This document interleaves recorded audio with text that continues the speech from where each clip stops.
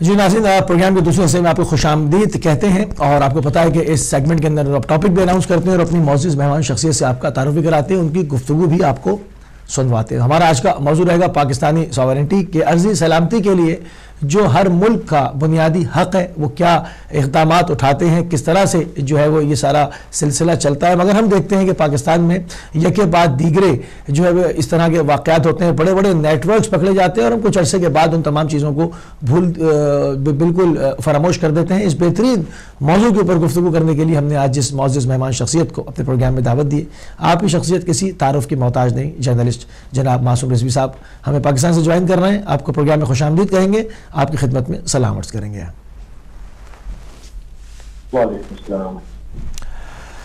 हुजूर, आज खुसूसियत के साथ जो है वो गुलभूषण जादव के ऊपर बात होगी कि इतना बड़ा नेटवर्क जो कि बलूचिस्तान से लेकर कराची तक फैला हुआ था, जिसमें हजारों बेगुनाह लोग अपनी कीमती जानों से गए, पाकिस्तानी अर्जी सलामती पर हमले होते रहे। कौन सा जिंदगी का शोबा ऐसा था जिसको उन्होंने नहीं छेड़ा, जिसके अंदर उन्होंने बम धमाके नहीं किए, जिसको तबाह बर्बाद नहीं किया, चाहे वो बलूचिस्तान में रेलवे लाइंस की पटरियां हों, यहाँ पर डॉक्टर्स हों, मजदूर हों, फ़िरक़े वाराना निशाने वार कत्ल गारत हो, टारगेट किलिंग जिसे कहते हैं।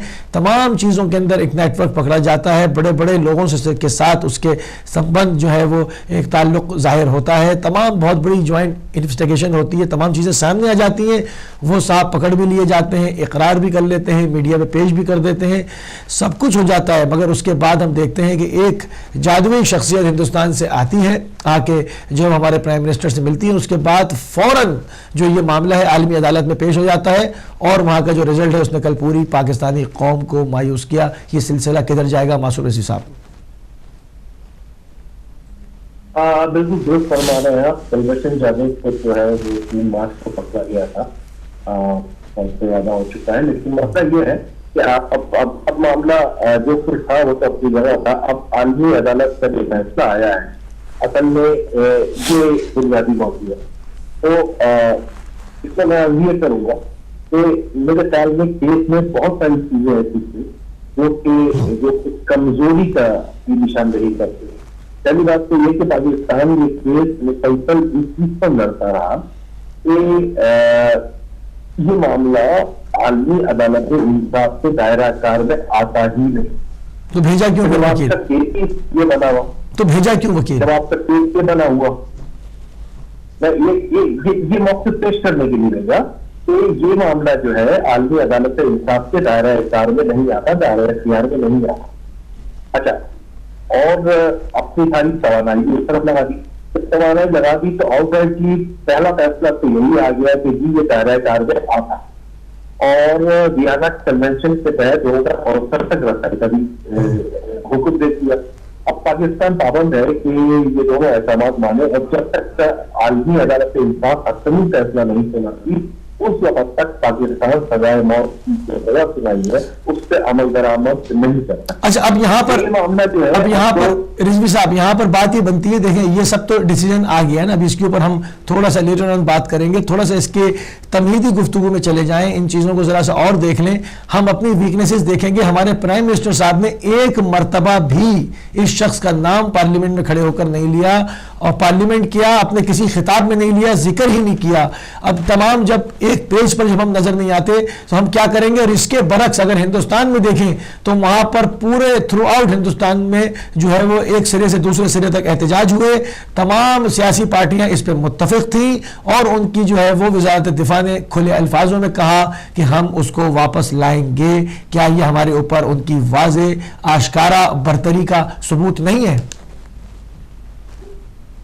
बिल्कुल है, और ये जो कल की जीत हुई है उनकी वो इसी मौके की जीत हुई है। उसका जो आप बात कर रहे हैं उसको मैं अगर समाप्त कर दूं बहुत मुख्तसर सी चीज में, देखिए उनके एक वकील है वेनर साहब जो अपनी एक अपीयरेंस के इंडियन रुपीज 10 लाख लेते हैं एक अपीयरेंस कोर्ट में। उन्होंने ये केस, इस पूरे केस के लिए जो भारतीय हुकूमत से चार्ज किया है वो 1 रुपया है, इसको कहते हैं नेशनल इंश्योरेंस। आपका वकील एक जो कहा जा रहा है एक अनारी वकील को, आपने बल्कि आप लंदन के ही है, उनको आपने जो कभी कोर्ट में पेश ही नहीं हुए थे, उनको आप केस की फीस अदा कर रहे हैं 5 करोड़।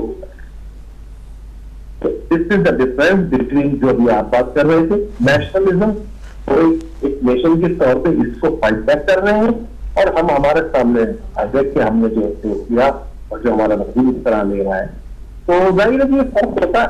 अच्छा, ये तो वाज़ेह फर्क है, ये तो वाज़ेह फर्क है, ये तो वाज़ेह फर्क है। मगर हम जहाँ पर देखते हैं कि हमारे यहाँ पाकिस्तान में एजेंसियों की बड़ी क़ुव्वत है, फ़ौज के पास सारे इख्तियारात होते हैं, वो लोग भी फ़ौज की तरफ देखते हैं।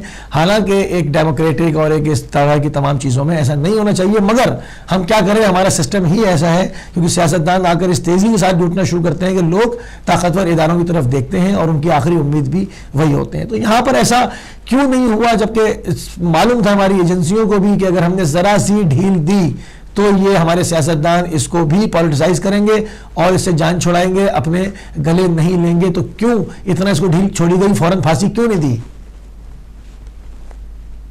नहीं, फौरी देखिए, जो फौजी अदालत पर फौर सुनाई थी और फांसी भी दी जा सकती थी, लेकिन हर चीज का फौजी अदालत का भी कानून होता है। जब आपने फांसी की सजा सुनाई तो उसके 40 दिन के अंदर आपको अपील का हक होता है। अब वो 40 दिन से पहले तो आप फांसी ले नहीं सकते, वो 40 दिन तो आ गया है। वो 40 दिन की मुद्दत जो है वो आज खत्म हो गई, तो उस दौरान वहां का फैसला आ गया। तो उन 40 दिनों में तो आप फांसी नहीं दे सकते, वो 40 दिन तो चाहिए होते हैं, वो कानूनी जरूरत है। तो फौजी अदालत ने बिल्कुल सुनाई सजा और 40 दिन का वक्त भी था, लेकिन उस 40 दिन से 2 दिन पहले आगे अदालत का फैसला आ गया और वो सजा रुक गई। तो इसकी कानूनी जो पहलू है वो ये है। तो अब अगर हम इस थोड़ा सा माजी की तरफ जाएं और जो है वो तारीख के ऊपर निगाह डालें, तो कश्मीर सिंह को, जो कि वो भी एक एजेंट था और उसने भी कत्ल गारत करी, पूरा नेटवर्क फैलाया, उसको जनरल मुशर्रफ साहब ने अपने दौर में खैर सगाली के तहत हिंदुस्तान के हवाले किया और उसने जाके जो बेइज्जती करी वहाँ पर तमाम मीडिया में वो ये कहता फिरा कि मुझसे कुछ नहीं उगलवा सके और मैं जिंदा सलामत वापस आ गया। क्या हम दोबारा एक कश्मीर सिंह की तारीख दोहराने जा रहे हैं? ये बिल्कुल दोस्त फरमान है। उसने वाघा बॉर्डर पे जाते ही अनाउंस कर दिया था कि जी वो रास्ता एजेंट था और वो रास्ते में काम करता था और छोड़ दिया गया। बिल्कुल आप दुरुस्त फरमाएं। ये इससे इतना ही नहीं है, 18 से 20 समझ ऐसे जाति से बिल्कुल कोशिश करने हो गया, लेकिन ये भारत पहली मरतबा आलमी अदालत से इंसाफ हो गया। और ये मामला इसमें एक पैरेलल स्टोरी भी चल रही है। एक दूसरा बयानिया नैरेटिव जो मौजूद है वो कहते हैं कि जी क्या बहाव से इनको अफवाह किया गया, ये पाकिस्तान में थे। अगर ऐसा था भी तो बात यह है कि बहुत सारे आंसर ऐसे हैं जो शुरू को शुरुआत से निकल गए हैं। अच्छा, जो हमारे कर्नल अगवा किए गए उसके ऊपर क्यों नहीं इतनी गर्मजोशी से बात हो रही? मीडिया में भी नहीं हो रही, जो नेपाल से गायब हो गए हैं। मीडिया में काफी मीडिया असल में देखिए, मीडिया तो चाहिए होता है हर रोज का मंजर। अब ये मीडिया में उसको 1 हफ्ते 2 हफ्ते तो उछाला, उसके बाद मामला खत्म हो गया। नहीं बात नहीं, तो हुकूमत लेकर चले ना, या फौज लेकर चले, एजेंसियां लेकर चले कि जी अगर आपका एजेंट हमारे पास है तो हमारा भी तो एक जिंदा सलामत कर्नल आपके पास है, तो उसके ऊपर भी तो बात हो।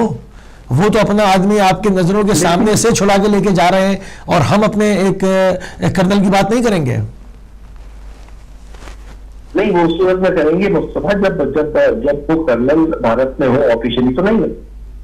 मगर नेपाल में उतरे हैं ना, वो उनकी फ्लाइट से वो उतरते हुए सारा रिकॉर्ड है। नहीं, बिल्कुल है, नेपाल से गायब होने का भी है, लेकिन वो इंडिया की तहवील में है ये प्रूफ का, ये तो किसी के पास भी नहीं है। हाँ। ये कहा जा रहा है लेकिन है तो किसी के पास भी नहीं। मैं इनकी अर्ज कर रहा था कि इनके 2 पासपोर्ट है, एक मुबारक पटेल के नाम से है और एक कुलभूषण यादव के नाम से है। ये मुंबई में जो इनकी रिहाइशगाह है, रिहाइशगाह इनकी वालदा की है और वहां ये किराए पे रहते थे। तो बहुत से ऐसे सवाल आते हैं इनके खानदान के लिए जो आए हैं, जो चीजें आई हैं कि ये एकदम से गायब हो गए थे और इन्होंने मेरी रॉ ज्वाइन कर दी थी। अजीब अजीब है, मशकूक कैरेक्टर तो है, तो कोई दूसरी राय नहीं है। और सर से पैर तक मशकूक है कि ये केस जो है ये केस जो है ये जल्दी खत्म नहीं होगा, ये सालों तक चलेगा। और आदमी अदालत के हिसाब से देखें, आज ये कहना बहुत आसान होता है कि उससे गलत फैसला दे दिया, आपको प्रूव करना पड़ता है। खाली हमारे यहाँ मसला ये है कि आप उसको चाहे किसी को भी ले, चाहे सिक्योरिटी इदारों को ले या सियासतदानों को ले, आवाम को ले, वो सुल्तान गाड़ी का डंडा का लेके खड़े हो जाते हैं और अनाउंसमेंट शुरू कर देते हैं कि जी हम छोटे पा रहे हैं। तो ऐसे नहीं होता। अदालत तो सबूत देखती है, शवाहिद देखती है। सबूत तो है ना हमारे पास, सबूत तो है ना, उसने किया है, उसने एडमिट किया है ना। सबूत देना भाई, तो भाई सबूत दीजिए। देखिए मुस्तफा, एक बात याद रखिए, ये जो बयानात होते हैं एडमिशन के बयानात, ये किसी भी कोर्ट में, पाकिस्तान की कोर्ट में भी ये रिलायबल नहीं कर सकता। वीडियो पे आपसे बयान रिकॉर्ड करवाने, ये इसकी कोई कानूनी हैसियत नहीं है। जब तक मजिस्ट्रेट की मौजूदगी में बयान रिकॉर्ड न करवाया जाए, उसकी कानूनी हैसियत नहीं होती, क्योंकि आप जबरदस्ती दबाव वो करवा लेते हैं। तो वो जो वीडियो बयान है उसकी तो देखिए कोई कानूनी अहमियत है नहीं, वो तो सिर्फ वो हमारे आपके मतलब के लिए। अदालत इसको नहीं मानेगी, कोई भी अदालत नहीं मानेगी, चाहे वो पाकिस्तान की हो चाहे वो आलमी अदालत की। लेकिन आलमी अदालत में आपको ये तमाम सबूत और शवाहिद पेश करने पड़ेंगे जो इल्जाम आपने लगाए। आपकी तरफ बहुत सारा काम है, लेकिन जिस इमेच्योरिटी का मुजाहरा अभी इस कल की अपीयरेंस में किया गया है, जहाँ ये किया गया है कि आप केसी एक गलत सेंस में लगता है, केसी चला गया, आप बहुत ज्यादा कॉन्फिडेंट थे, तो मुझे कोई बहुत ज्यादा उम्मीद नहीं है कि हमारा कोई केस बहुत मजबूत केस बनेगा। मजबूत केस बनाने की जरूरत है। अगर आप मजबूत केस नहीं बने, अच्छा, जिन साहब को 5 करोड़ रुपए पेमेंट भी हुए हैं और आप बकौल आपके कि वो अनाड़ी वकील हैं और कभी कोर्ट में पेश भी नहीं हुए, तो क्या हुकूमत को इख्तियार नहीं है कि अभी अवामी प्रेशर आने के बाद, मीडिया का प्रेशर आने के बाद उन साहब को तब्दील किया जा सके और उनकी जगह पर कोई मंझावा जो है वो वकील रवाना किया जाए? ऐसा हो सकता है? नहीं, बिल्कुल है, बिल्कुल क्यों नहीं कर सकते। आप वकील अपॉइंट करते हैं तो आपके पास पूरा ही ऐप होता है कि आप वकील तब्दील करवा दें, ये बिल्कुल मौजूद है। आप देखिए हुकूमत और जो एस्टेब्लिशमेंट है वो इसमें क्या स्टेप लेते हैं। अगर वो इस तरह करते हैं तो वेरी गुड, बहुत अच्छी बात है। लेकिन मेरा कहने का मतलब ये है कि वकील कोई भी है, अच्छा वकील तो होना जरूरी है, जैसा आप कह रहे हैं, बिल्कुल सही है कि जो इंटरनेशनल कोर्ट तक तजुर्बा रखता हो। लेकिन दूसरी बात, सबसे इंपॉर्टेंट बात यह है कि आपको केस मजबूत बनाना पड़ेगा, और केस मजबूत इसी का बनता है जब तमाम सबूत और शवाहिद मौजूद हो। अभी दावों से काम नहीं बनता कि इसने ये किया था, इसने इतनों को मार दिया, इसने इतनों को मार दिया, जबानी और अखबार की गिनती, ऐसे काम नहीं बनता। आपको पूरे भरपूर सबूत से शवाहिद देना पड़ता है। और अभी तो जैसा आपने कहा कि जो गुज़श्ता रोज जो कोर्ट में हियरिंग हुई है, उसमें भारत कितना मौसम उसने अपना केस पेश किया है, तो आप तो जाहिर है कि यकीन होना चाहिए कि भारत इसको भरपूर तरीके से लड़ेगा। अगर आपकी तैयारी मुकम्मल नहीं है तो आप मारें।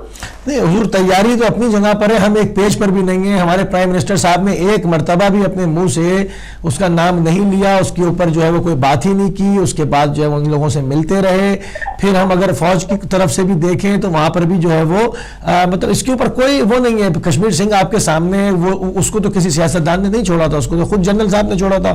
तो ये तमाम चीजें तो हैं। अब इसमें नुकसान इन दी एंड किसका हुआ? अगर हम देखें तो एक आम आदमी का हुआ ना, जिसको ना आप बिजली दे पा रहे हैं, ना आप गैस दे रहे हैं, जिसके लिए ना तिब्बी सहूलियात हैं, जिसके बच्चों के लिए ना अच्छे स्कूल हैं, जिसके लिए ना रोजगार है, जिसके लिए कुछ नहीं है सिवाय अगर हवा में ऑक्सीजन परवरदिगार ने ना रखी होती तो उससे भी वो महरूम हो जाता। नुकसान तो उसका हुआ, और किसका हुआ है?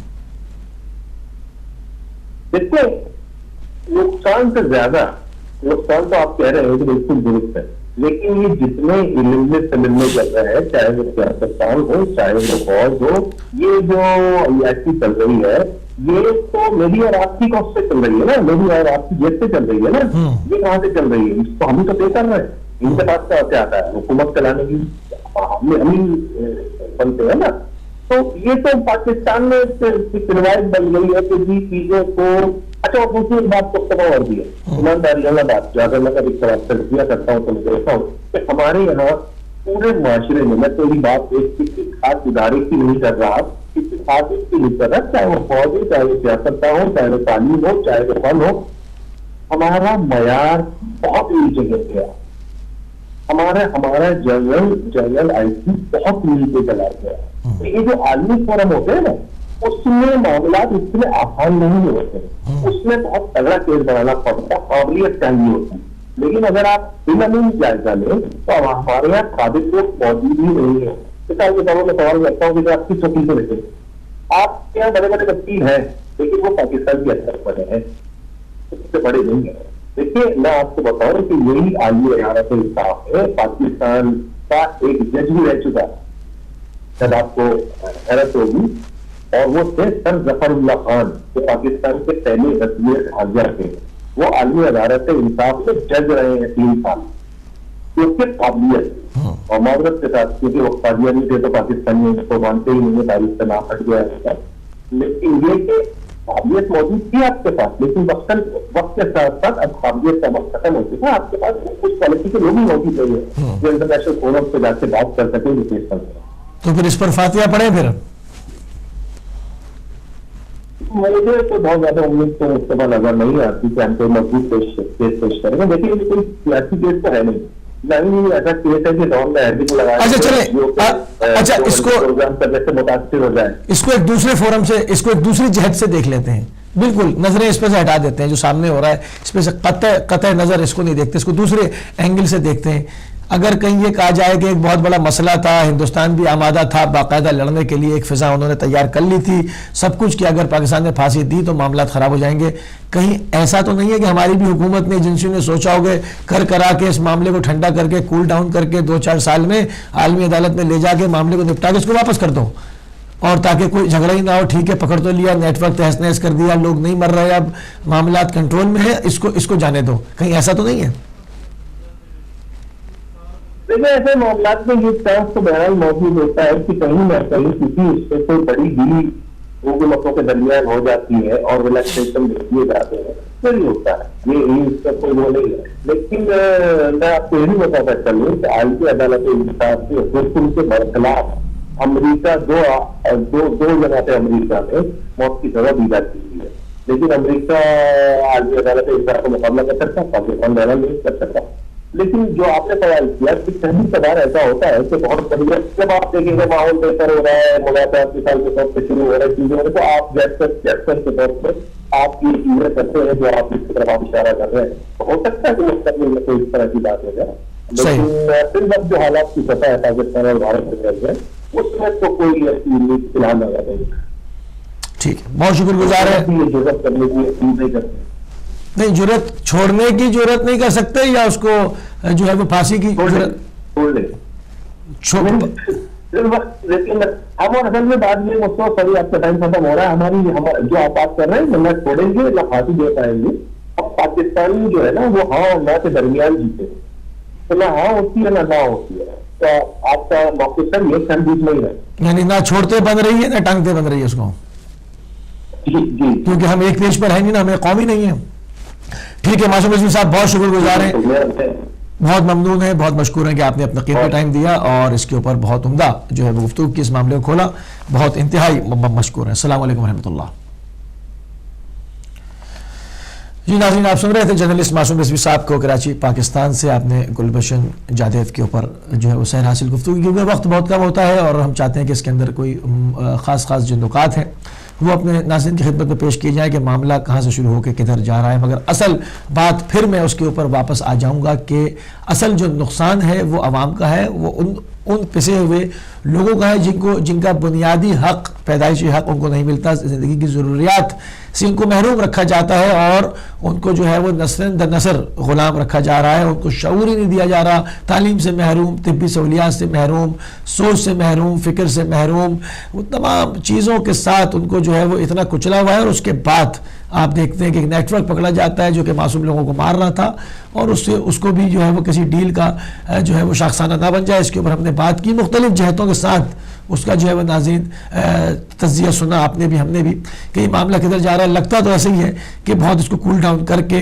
ठंडा वंडा करके आराम से, जिस तरह कश्मीर सिंह को हिंदुस्तान को वापस दे दिया गया, इसी तरह से इसको भी वापस दे दिया जाएगा और हम एक नए नेटवर्क को पकड़ने में लग जाएंगे कि अब उन्होंने हमारे मुल्क में क्या नई साजिश की है, क्या किया है। क्योंकि हम जो है एक पेज पर ही नहीं है जो एक कौम बन के ठोस मौक़िफ़ अपनाएं और उसका जवाब दें, जबकि आप देखेंगे हिंदुस्तान में उन्होंने पार्लियामेंट के हाउस के ऊपर, फ्लोर के ऊपर खड़े होकर कहा कि हम इसको जिंदा और सलामत लाएंगे, कोई पॉलिटिक्स उसको जो है सियासत नहीं हुई उस पर।